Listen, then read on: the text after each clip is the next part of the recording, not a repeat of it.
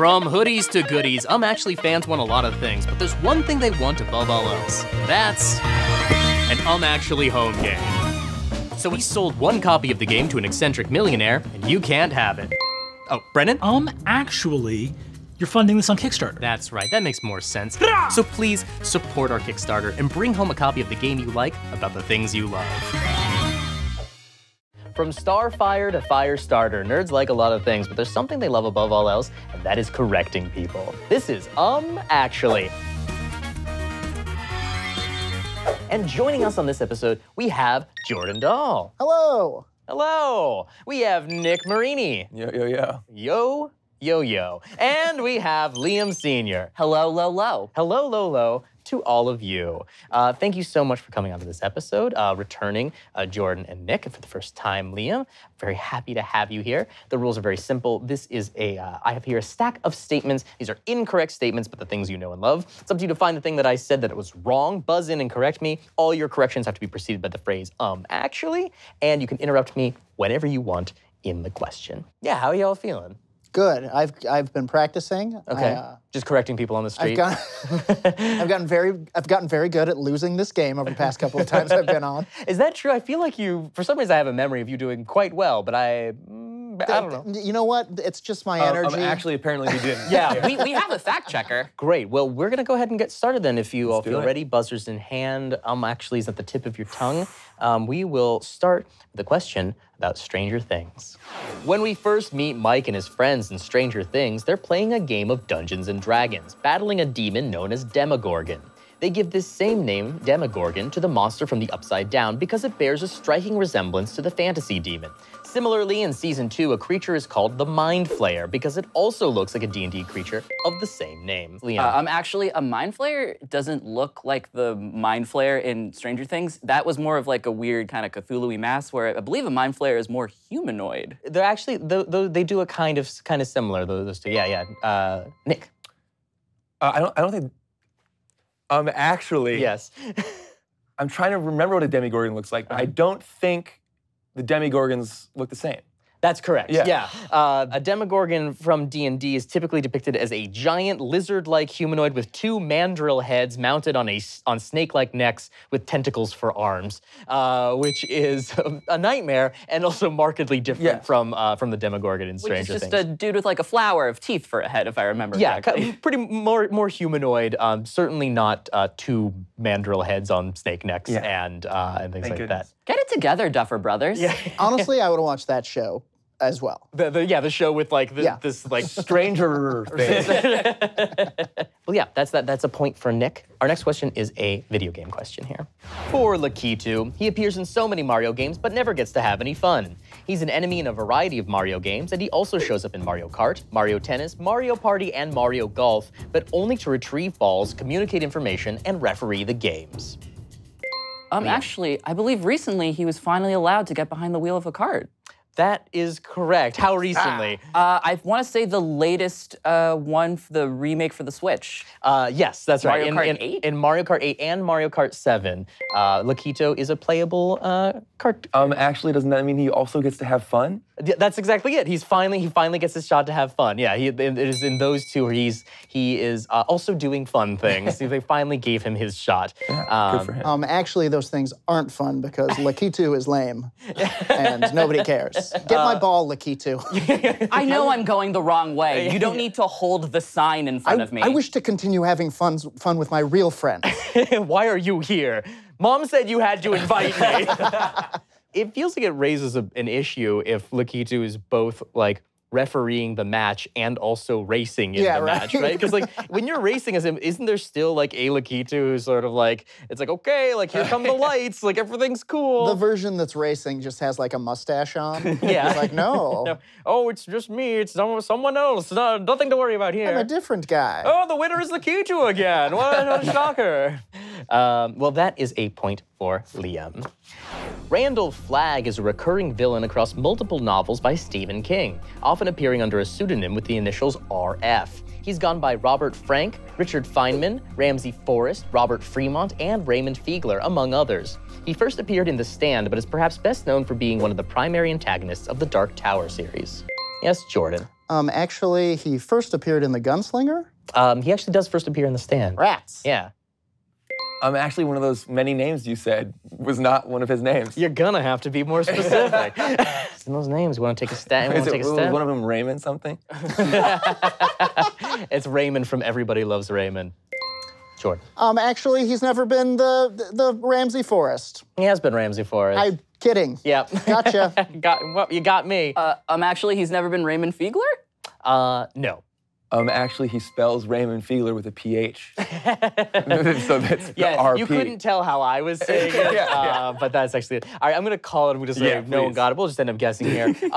Richard Feynman is a famous physicist who is a sort of cohort of Carl Sagan's, written a bunch of books and all kinds of things. He is not, in fact, the Man in Black, a great unknowable evil. He is a physicist, and so that is not one of his. Oh man, that was like double deep nerd. Yeah, double deep nerd. We're not nerdy enough. That was either you either know Stephen King or you know physics. What was Either his one name? will give you a save there. Well, no points for that one. Our next question is a fan submitted question. So one of the viewers of this program wrote in a question, and this is about Warhammer 40,000. Orcs in Warhammer 40,000 only bear a passing resemblance to those in Tolkien's work. Greenskins, as they're often called, are brilliant engineers capable of spaceflight who worship their own gods Gork and Mork. They also reproduce asexually through spores similar to a fungus. Actually, they're not engineers in the sense that they're creating their own technology. They're more like scrap engineers. So they're like taking existing things, strapping those things together, and they're using other people's technology to, transmit themselves to the stars in their wogs. You're pretty close. I'm going to say that that's close enough to what we're going for here, which is that orcs are capable of spaceflight, but it's not because they're brilliant engineers. It's because they manifest a collective psychic field known as WOG, which allows them to will technology to work through just sort of sheer force of will, not because they're particularly like clever engineers and know how machines actually work. They just believe it hard enough, and so it does work. It's the psychic equivalent of hitting the VCR. Yeah, exactly. Just smacking it. Or like, I guess they kind of secret. They use the secret to sort of make their machines work. Just like, guys, you know what? I really think this spaceship's gonna get us where we need to go. Well, there also just need to be enough of them, I think. Yeah. As like, if there's a small colony, they ain't getting anywhere. But once they've reproduced enough, they can be like, okay, sick. Cool, enough of us. We can Let's go, guys. And this is our first shiny question of the game. This is called Crunch Time. Here are time travel maps. It is up to you to identify what the property is based on the time and dates traveled to. None of these are from movies. Let's flip this over and let's take a look at this. What on earth do we have here?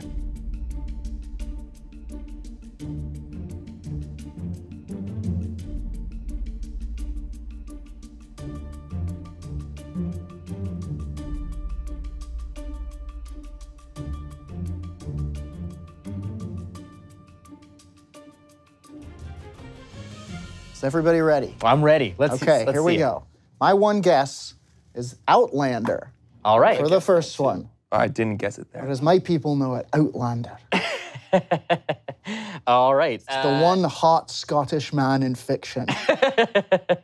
What about Fat Bastard? Oh, come on now. He's not fictional. All right, Nick, why don't you show us what we got here? This is gonna be rough. Okay. I just knew Outlander was a thing that included time travel, so I put it somewhere. And then that should say a Connecticut Yankee in King Arthur's court, Okay. because that's the only other thing I can remember that had time travel. very good. And not that King Arthur's court existed, But you could travel in there. but yeah, I don't know. All right, Liam, let's see what you got. All right. So I started with George Washington's secret cooler biography. Okay. This is Boyhood, the book, but Okay. I'm pretty sure it lasts more than 10 years. I read Time Bandits, the book, just because Okay. I like the movie. I realized that my only guess was H.G. Wells' The Time Machine. Pretty sure he only time travels a couple of times and not in this pattern. Yes. Spoiler, but yeah, that is not the way that the time machine travels. I just wrote some crazy medieval shit. Okay. And then the Cat in the Hat comes back. Wonderful. Well, Liam, you have none correct, I'm What? sorry to say. Nick and Jordan, you both have one correct. What? Yes! The one guess you made, that is in fact a depiction of Outlander, and your guess for A Connecticut Yankee in King Arthur's Court is correct. But let's take a look at Okay. those other ones and see what we got. Outlander, Timequake is this one? Oh, Prince of Persia, of course. I didn't even think of video games. Hey, we Oh just my said they weren't goodness. movies. We never said they I were thought books. books. The original video game. Yeah.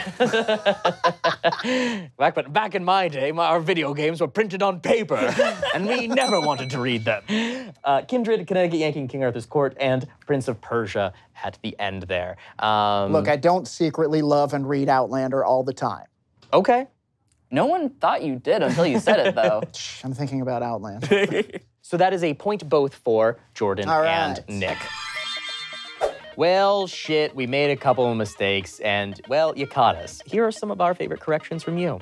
At It Me Lexi says Wicked takes place in the land of Oz. Only most of the first act takes place at Shiz University. We said the whole thing did. That's correct. At Real Tenor Frank D says in Castlevania Symphony of the Night, it is actually possible to play as Richter Belmont by beating the reverse castle and then starting a new game with the file name Richter. I will give you 1 reverse point.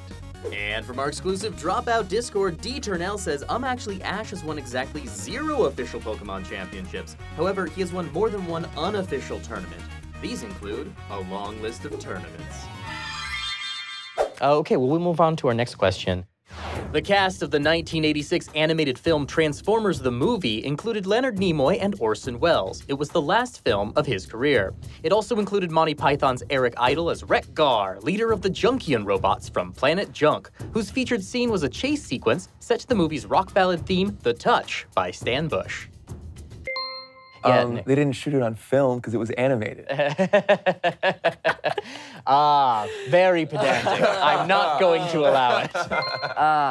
Terrible Jordan. strain. Actually, it's called You've Got the Touch. You got the touch. Come on. Dun, dun, Nice. dun, dun, dun, You got the power. dun, and that's all We can actually get. wrote it. It wasn't, We it don't wasn't have that the right Bush guy. That is not correct. I thought not. Actually, Eric Idle's home planet wasn't called Junk. That wasn't called Planet Junk because that sounds Because stupid. that sounds so dumb. Well, it's very true. I wanted it to be real. It is was. real. Yes, the Junkions from Planet Junk, so where good. the writers just phone it in. Sure. Yeah. I want to go with actually.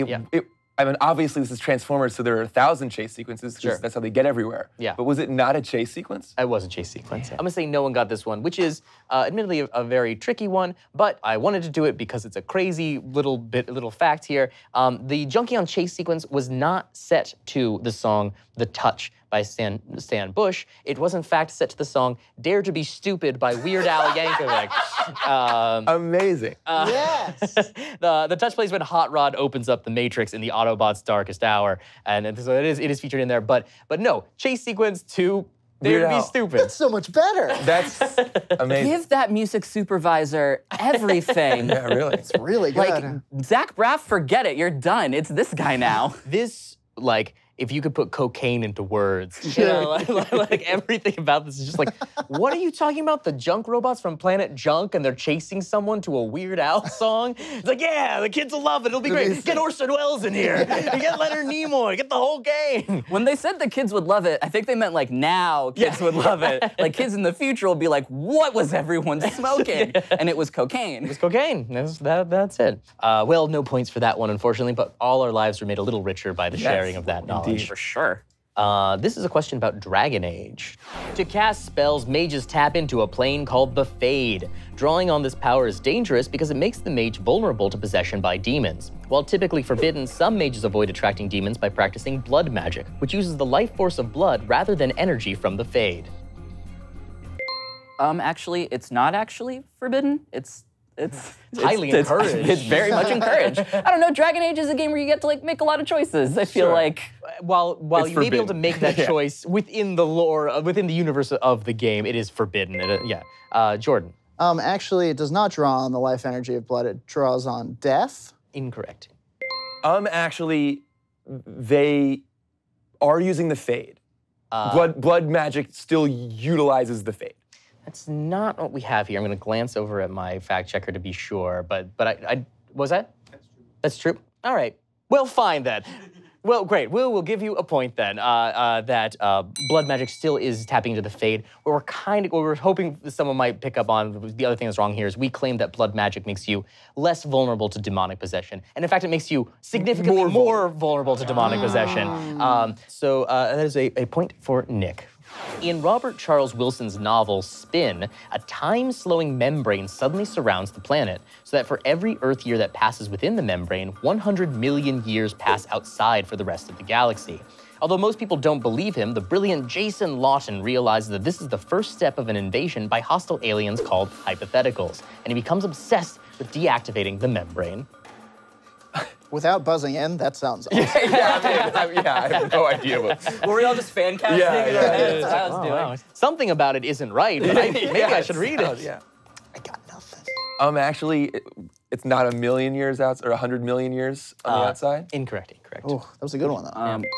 Actually, it's not a membrane. It's something. It's a bunch of the hypotheticals. I like how eager you were. It's like, yeah, this guy's got it. Is that it? That's not correct. No. Darn.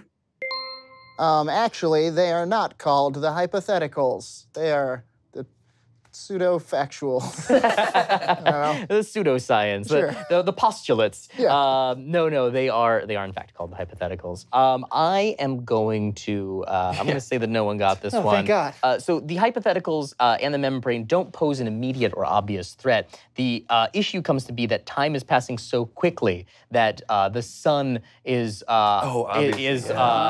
going to become basically make the Earth inhospitable because the time is passing outside the rest of the galaxy and the sun again. The sun again. The ultimate arch nemesis. Once again, you've bested me, the sun. That rascal, the sun. And that's why I will build my machine that will block the sun. I am a hero.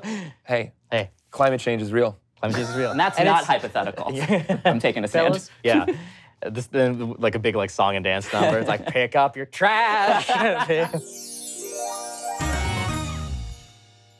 Here's our second shiny question of the game. Here is Find the Fake. One of these Dungeons & Dragons adventure modules is fake. The rest are all real. The first person who can identify the fake module will get the point. Let's go ahead and flip that over and let's take a look at what we got here.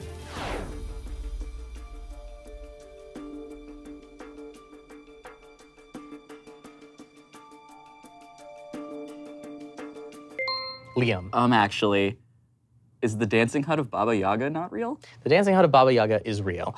It has to be because I need that to be real. That's amazing. Look at that font. I know that's not the thing to focus on in that. Well, no, but that's what I was focused. That's like why I guessed. Yeah. But also because in my head I was like, oh, I want the this to be font of real. the dancing hut of Baba Yaga looks like what you would be to be like, block party this Sunday. We got a dancing house and everything. Actually, Midnight on Dagger Alley. Midnight on Dagger Alley is a real Dang. D&D module. But it's dope. Nick. Actually, I don't think it's the Lost Island of Castamere. You may not think that, but it is. Jordan. Actually, the Kingdom of the Sky. That is correct. Yes! That is the fake one. Yes! The Kingdom in the Sky is Lesotho's tourism slogan. So you can visit the Kingdom in the Sky. It's in beautiful Lesotho. Wow. It is populated largely by flying serpents, though. I love the art on Quagmire because it is just sort of like that wizard is full on sinking into that swamp and no one else gives a shit. It's like, please help, please, I'm in the Quagmire. It looks like she's asking the snake for directions. Hey, have you seen, do you know how to get out of this Quagmire? It's like, please help. It's like, not Quiet. now, not shut up, I'm talking here. Hey, we make mistakes here too. If you notice something that we got wrong, you can correct us by tweeting at @UmActuallyShow or going to our exclusive Dropout Discord and correcting us on the Actually channel. If we like it, we might even feature it on the show. We'll move on to the next question. This is about Star Wars. Leia famously calls Han Solo a stuck-up, half-witted, scruffy-looking nerf herder as an insult. Nerfs are animals that resemble cows, and they are raised for their milk, meat, and hide. They're known for having a terrible smell and excreting a mucus from their nose and mouth when frightened. They are also native to Alderaan, so it would make sense that nerf herder would be an insult Leia knows, as she was Princess of Alderaan. Jordan. Actually, not native to Alderaan. That is correct. Yes. Oh, yeah. They're found on many different worlds. It's not entirely clear where they're originally from, but they're just sort of all over the place. They're kind of like They're like pigeons. Like pigeons, yeah. I also do that mucus thing when I'm scared. Yeah. You really relate to the nerves. Oh no! I'm so sorry. I'm sorry, I'm it's a nervous. pleasure to meet you. This Bumble date is going great. It does feel kind of shitty for like it feels like hugely classist of Leia, right? Sure. To be like, it's like you're a princess and you're like, it's like you peasant farmer, Yeah, you yeah. little cow farmer. It's like, what the fuck? And It's she like, calls him stuck up, but it's like, you're a princess. Yeah. All right, we're moving on to our next question here. In both the original and rebooted Battlestar Galactica series, humanity is divided into 12 tribes, which form 12 different planetary colonies that spread out from Earth. In the newer series, the tribes are also themed after the 12 symbols of the Zodiac. Jordan. Actually, there's 11 tribes and one missing tribe. No. That felt like a harder no than most of them have been. I was thinking about whether to allow it, and then I decided not to. Actually, it wasn't the 12 zodiac signs, it was the 12 apostles? No. Actually, they don't spread out from Earth. That is correct. Do you know? I'll give it to you unless someone can tell me where they do come from. They spread out from the Battlestar. The Galactic. Actually, they're from Mars. No, they're not from That's all I was Mars. gonna guess. Uranus? Actually, they're from Delaware. No, I'll go ahead. I'll give you the point, Nick. You got to take the point, though. Oh, yeah, I'm going to yeah, take yeah. the point. It's a dirty point, but you got to take it. Point. So the answer here is that they did not spread out from Earth. Earth is a lost colony, which is why I was sort of considering Sure, a your, little but your bit. numbers were wrong. So there is a lost colony beyond the 12. You said there were 11. If you had said there were 13, I maybe would have allowed it. So Earth was I a almost lost colony. said that I after would- you said Yeah. I was a little, maybe I can hold the point sometimes. yeah. Or Yeah. like You see can it come- on you the can come visit on the weekends. weekend. I Sure. missed you. Every other weekend. People spread out from Cobol, Oh, okay. a place called Obviously, yeah. Cobol. It's a good Cobol. planet. Yeah. Yeah. You got- Honestly, my hey, favorite place next to Temple of the Wind Yeah, or whatever. the kingdom in the sky, Cobol. Well, we will move to our last shiny question here. This is a game we're calling Sweep the Leg. On the other side of this board, you will find a bunch of video game bosses. It'll be up to you to circle their weak point or weak points.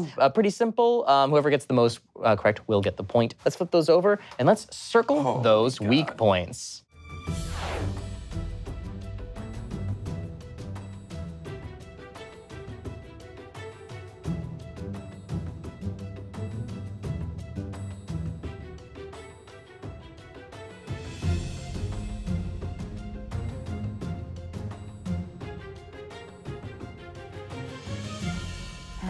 All right, same as before, we'll go down the line and we'll see how you did. These are my selections. All right, Gone with Robotnik's head, okay. the Eggman bot. I've gone with the Chrono Trigger Fellows' various blue jewels. I don't know the name of the one from Metroid. Eyes, that feels like an eyes situation. Sure. I had head, but then I switched it to gun. I'm going with gun. Okay. I don't know what this is. This looks like a picture of some sort of a colonoscopy. I'm going to go with these various polyps. And you know what? I'm going with these swole up leg joints on this fellow. Yeah, you got to go. God, They just go look the swole up inviting. leg joints. All right, Nick, let's take a look at yours. So I went with the arm. You got to shoot the arm off. Okay. And then maybe the knees, and then maybe he turns into a little sphere and flies away. I don't know. I went with the two dudes hanging out with this boss, the Okay. little weird things, and then maybe you shoot his hands off. I figured I'd shoot this fat thing in the mouth and the eyeballs. Okay. You can get this guy in the neck flesh, and I believe you can shoot him in the back, which is, you can't circle, but I drew a little arrow. Yeah, shoot the yellow things, and then shoot him down the throat. And then I went with the weird arm things. Okay, and then Liam, let's take a look. So yeah, Dr. Eggman's the top of his head, because Sonic is a jumper. I went through the crowny thing for Chrono Trigger. This gentleman's name is Kraid. Yeah. He has a dope theme song. Everyone should go listen to it. I believe you can shoot him in the eyes. Kraid. Yeah, that's it. How do you like it? How do you like it? I guess this little purple thing right here that's kind of hard to see. I thought about circling the yellow things for this, but I went for this glowy thing and the mouth. And then I feel like this was a Colossus from Shadow of the Colossus. So I was trying to find that little glowy spot, and I couldn't, but I wanted you to know that it's on its back, if that is what it is. Very good. Let's take a look at the answers here and see how everyone did. So, Dr. Robotnik, you actually gotta get his butt. You go underneath and you jump up at him. I don't think anyone got that one. So just the right one on this next one? That's right, just the right one is what you're aiming for here. Amazing. You're correct, this is Kraid. We're looking for the mouth. I think you both had circled both mouth and eyes. Yeah. So like half credit maybe for that. This is the hunter from Halo. We were looking for the small spot on the back or under the chin, which just Nick got that one. Then we have the hive mind from Dead Space. These glowing little tumors around the mouth. The polyps. So that one goes to Jordan. This is the Kuromori from Shadow Colossus. Oh, but it's the one that's on its belly, isn't it? It is the one that's on the belly. So that is then 1.5 points each for Nick and Jordan. We will both get a point for that one. Well, this is our last question of the game. Ooh. As always, this concerns real-life skills. Let's go on vacation. There are a lot of factors to consider if you want to book the cheapest flight possible. Here are some helpful general tips for booking a US domestic flight. First, book your trip in advance. The best time typically falls between 1 to 4 months out. Second, purchase your tickets on the right days of the week, either Tuesday or Wednesday. Finally, don't try to fly out on a Friday since it's almost always the most expensive. Liam. Actually, it's not Tuesday or Wednesday. It's, I'm gonna guess, Tuesday and Thursday? That is incorrect, but you have the right thing that's wrong, so I'll give you the point unless someone else can be more correct than you. Jordan. Actually, you should purchase them on Monday. Incorrect. This isn't about this question at all, but actually what you should do is you get a flight that's connecting where you really want to go, and then you get off there paying less for the flight to somewhere else.